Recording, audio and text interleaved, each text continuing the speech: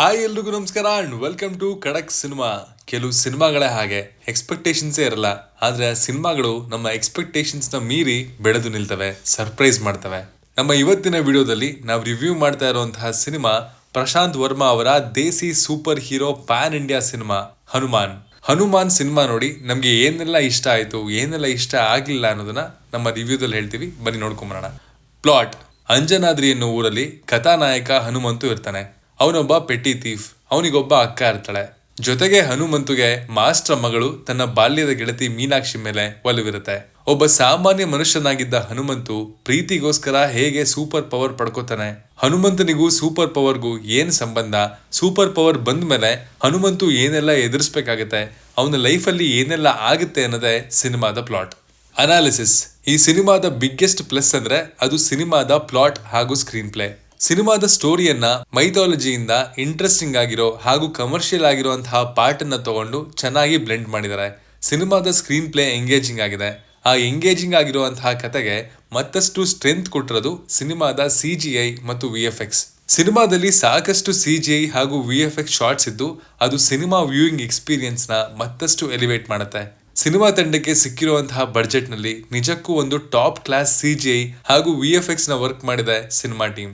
ಅಂಜನಾದ್ರಿ ಊರಿನ ಆಂಜನೇಯನ ದೊಡ್ಡ ಸ್ಟ್ಯಾಚ್ಯೂ ಇರ್ಬೋದು, ಆಕ್ಷನ್ ಸೀಕ್ವೆನ್ಸ್ಗಳಿರ್ಬೋದು, ಸಿನಿಮಾದ ಕ್ಲೈಮ್ಯಾಕ್ಸ್ ಅಲ್ಲಿ ಬರುವಂತಹ CG ಇರ್ಬೋದು, ಹಾಗೂ ವಿಲನ್ ನ ಹಾಲಿವುಡ್ ಸ್ಟೈಲ್ ಸೆಟಪ್ ಇರ್ಬೋದು, ವೆಪನ್ಸ್ ಇರ್ಬೋದು, ಎಲ್ಲವೂ ಸಖತ್ತು ರಿಯಲಿಸ್ಟಿಕ್ ಆಗಿ ಕಾಣುತ್ತೆ. ಪ್ರಶಾಂತ್ ವರ್ಮಾ ಅವರ ವಿಷನ್, ಸ್ಕ್ರೀನ್ ಪ್ಲೇ ಹಾಗೂ ಅದನ್ನ ಎಕ್ಸಿಕ್ಯೂಟ್ ಮಾಡಿರುವಂತಹ ರೀತಿ ಎಲ್ಲವೂ ಕಮೆಂಡಬಲ್ ಆಗಿದೆ. ಸಿನಿಮಾ ಟೇಕ್ ಆಫ್ ಆಗೋದಕ್ಕೆ ಸ್ವಲ್ಪ ಟೈಮ್ ಹಿಡಿಯುತ್ತೆ. ಫಸ್ಟ್ ಹಾಫ್ ನ ಪೇಸ್ ಸ್ವಲ್ಪ ಸ್ಲೋ ಕೂಡ ಇದೆ. ಆಮೇಲೆ ಬರುವಂತಹ ಒಂದು ಟರ್ನಿಂಗ್ ಪಾಯಿಂಟ್ ಇಂದ ಆಚೆಗೆ ಇಂಟರ್ವೆಲ್ ವರೆಗೂ ಸಿನಿಮಾ ಎಂಟರ್ಟೈನಿಂಗ್ ಆಗಿ ಗ್ರಿಪ್ಪಿಂಗ್ ಆಗಿ ಹೋಗುತ್ತೆ. ಇಲ್ಲಿ ಬರುವಂತಹ ಒಂದಷ್ಟು ಆಕ್ಷನ್ ಎಲಿಮೆಂಟ್ಸ್ ಗಳು ಮಜಾ ಕೊಡುತ್ತೆ. ಇಂಟರ್ವೆಲ್ ಬ್ಲಾಕ್ ಅಲ್ಲಿ ಬರುವಂತಹ ಆಕ್ಷನ್ ಸೀಕ್ವೆನ್ಸ್ ನ ಒಂದು ಪರ್ಟಿಕ್ಯುಲರ್ ಶಾಟ್ ಅಂತೂ ಗೂಸ್ ಬಂಪ್ಸ್ ಕೊಡುತ್ತೆ. ಆ ಪರ್ಟಿಕ್ಯುಲರ್ ಪೋರ್ಷನ್ ಲಂಕೆಯಲ್ಲಿ ರಾವಣನ ಆಸ್ಥಾನದಲ್ಲಿ ರಾವಣನ ಎದುರು ನಿಂತಹ ಆಂಜನೇಯನನ್ನ ನಮಗೆ ನೆನಪು ಮಾಡುತ್ತೆ.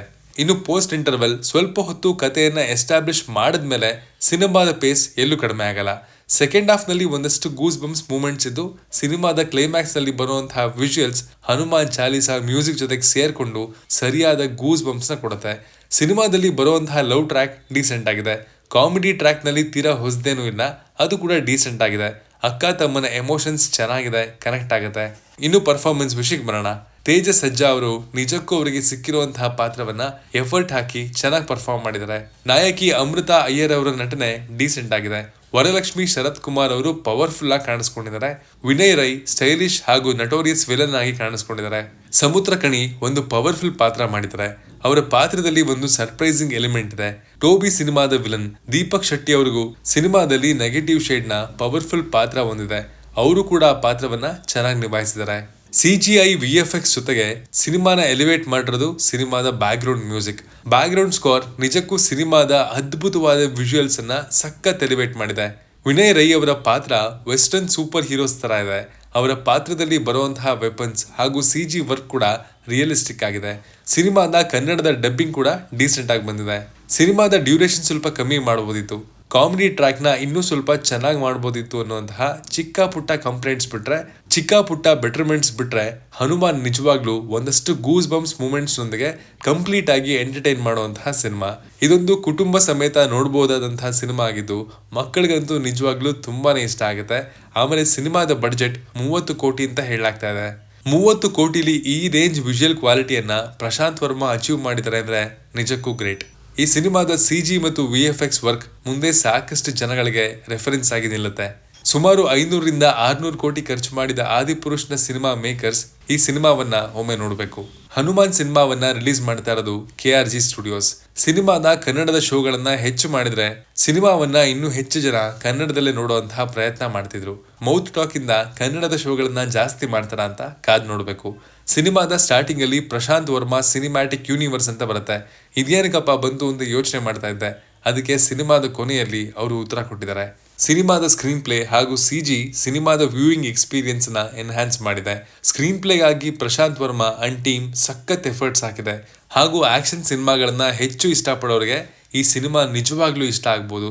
ಕೆಲವು ಕಡೆ ಪೇಸ್ ಸ್ವಲ್ಪ ಸ್ಲೋ, ಮತ್ತೆ ಕೆಲವು ಕಡೆ ಸಿನಿಮ್ಯಾಟಿಕ್ ಲಿಬರ್ಟಿ ತಗೊಂಡಿದ್ದಾರೆ ಅನ್ನೋದನ್ನ ಬಿಟ್ರೆ ಹನುಮಾನ್ ಸಿನಿಮಾ ನಿಜಕ್ಕೂ ಎಂಟರ್ಟೈನಿಂಗ್ ಆಗಿದೆ.